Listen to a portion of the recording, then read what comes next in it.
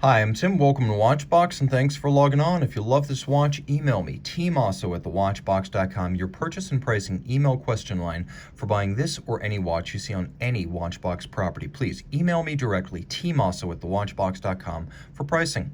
Today, we're discussing a model launched back in 1998, made through 2006, part of the Jaeger-LeCoultre Reverso Grande Sport collection. This is the Automatique. The Reverso Grande Sport Automatique in full yellow gold was part of the first family of Reverso watches to include automatic winding.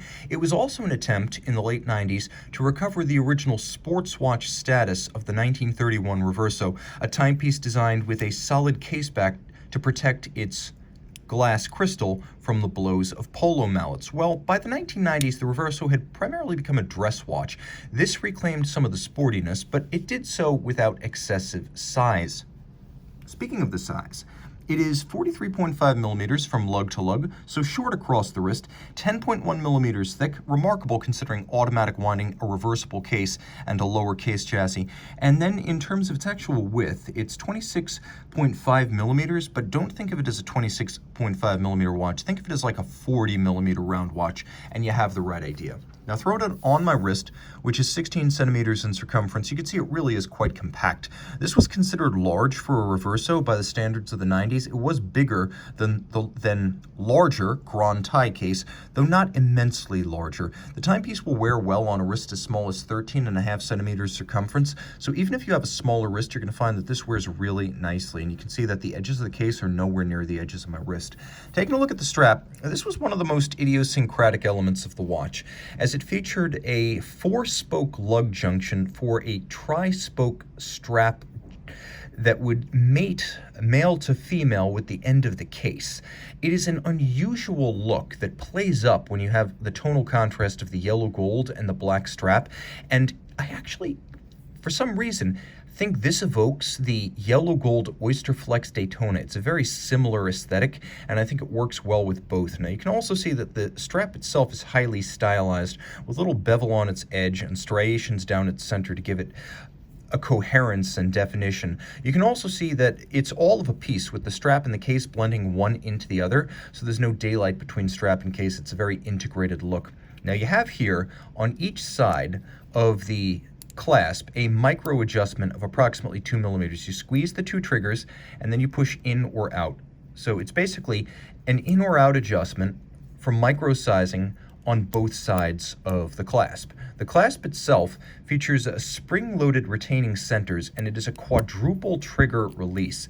And like the case itself, it is made by JLC. So JLC, a full manufacturer not just of movements, but also of cases, clasps, and bracelets. It's a very impressive piece, and it's quite solid, with a combination of polish and satin externally and Jaeger-LeCoultre branding at the center. Rolling back to the case, everything here is of high polish, with the exception of the frosted bases of the gadroon strikes.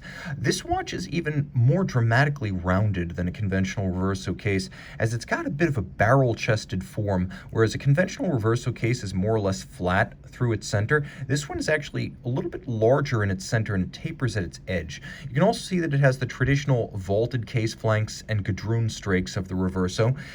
These have been present on just about every model since 1931. You can also see that the lugs are conical and then squared off on their ends. This was a sportier Reverso, so in addition to a 50 meter rather than 30 meter water resistance rating, it also has a screw-down crown, the idea being that this watch could have been used for surface swimming, whereas a standard Reverso could not.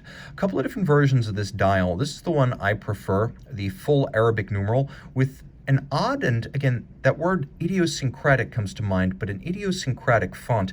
It's not too often we see zeros with serifs, but that's exactly what we have right here. The dial is all silver opaline, and then you can see there's a date disc down at 6 o'clock. That was a rare feature on Reversos during the 90s. You also have center seconds, a feature scarcely seen on modern Reverso watches, and all of that is loomed. Now the case back is polished and can be engraved, like the original Reversos. Here it is unadorned. You can also see the interior of the chassis, with engine turning or perlage across its plate. The watch, of course, does have a case back, not in the conventional sense, but you can see it is a Reverso with satination, and you can see that the engravings are still deep, so this watch minimally, if ever, refinished. Inside the case, we have a JLC manufacture movement that originally debuted in 1995 for ladies' watches. They needed an automatic winding movement that would fit inside this case, so they settled on caliber 960, which is bidirectional automatic winding with a 44-hour power reserve. It has both stop seconds or hacking and a quick set date. It pivots on 31 joules and it beats away at 28,800 vibrations per hour, which was higher than the typical 21.6 of Reversos during the 1990s, making it better suited to sporting use, as shocks, vibrations, and concussions would be less likely to cause deviation in a high beat movement than a slow beat movement. A very interesting, historically important as the first ever automatic Reverso, and rarely seen high luxury watch. If you want to take a first step into the world of high horology and handmade watches, get a JLC. And if you're looking to get a JLC, I recommend you get a Reverso. Reach out to Tim Mosso at thewatchbox.com for purchase and pricing details.